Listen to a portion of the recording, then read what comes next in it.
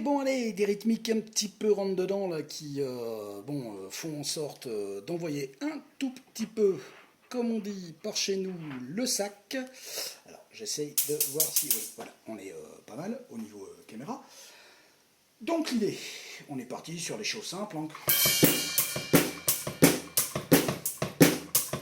Ah, je ne rappelle pas comment faire des croches, des doubles croches et tout ça. Là, l'idée en fait, c'est vraiment de faire les ouvertures de charlet. C'est les ouvertures de charlet qui sont vraiment intéressantes sur les 1, 2, 3. Voilà. Donc on ouvre sur le 3 celui-là.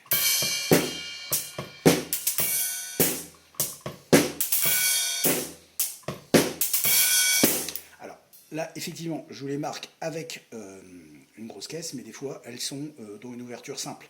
Mais on a vraiment le...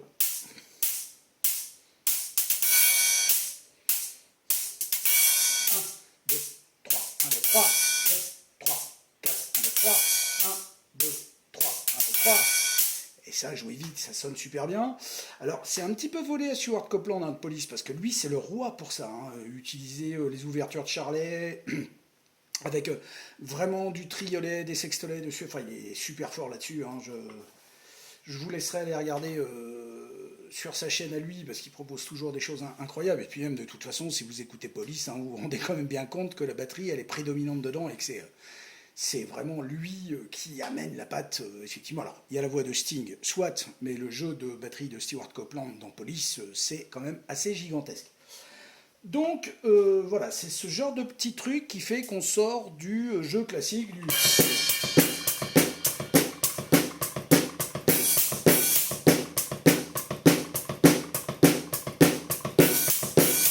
Ok, tout droit, bon, c'est bien les ouvertures, mais la différence, c'est que dès qu'on fait cette petite triolet là, quand même, ça a quand même un autre visage.